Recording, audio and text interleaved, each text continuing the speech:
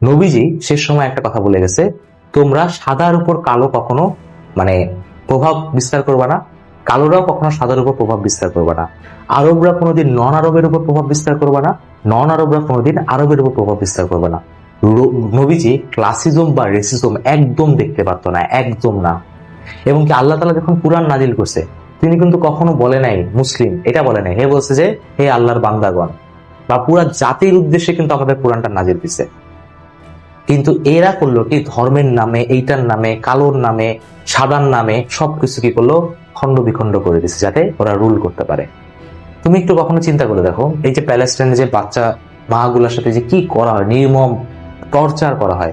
যদি কোনো কারণে প্যালেস্টাইনের পাশে, ধরো এখানে আছে কি জর্ডান আছে, এখানে কি আছে মিশর আছে, এই যে আর্টিফিশিয়াল যে বর্ডারটা টানা হয়, যে বর্ডারে আমাদের বাংলাদেশে প্রতি বছর মানে কৃষকরা মারা যায়, কোনো কারণে যদি জর্ডান আর মিশরের এই বর্ডারটা যদি সরায় দেওয়া হয়, তোমার কি মনে হয় এখানে ইসরায়েল টিকতে পারবে? ইসরায়েলকে মাটি দিয়ে পিষে দেওয়া হইতে। যদি এরা সবাই একসাথে থাকতো তখন কি হইতো, যে আমি এখানে আছি, আমার ভাইয়ের উপর হামলা আছে, মানে কে মেরে ফেলো। কিন্তু চিন্তা করে দেখতো, চট্টগ্রামে ধরো সেটুসে ইসরায়েল এসে হামলা করলো, বাংলাদেশ আর্মি কি তাকে যে ঠেকাবে না? ঠেকাবে। বা ধরো পাকিস্তানে যদি কোনো একটা ভাই উপর অত্যাচার করা হয়, বা ইন্ডিয়ার কোনটা মুসলিম ভাইয়ের উপর অত্যাচার করে, তাহলে কি বাংলাদেশ আর্মি যাবে? যাবে না। কেন যাবে না? এই যে এই কুত্তা সিস্টেমের কারণে, যেটাকে আমরা বলি ন্যাশনালিজম। তাই এখন পর্যন্ত পৃথিবীতে একটাও পারফেক্ট ক্যালিফেটেড কান্ট্রি নেই।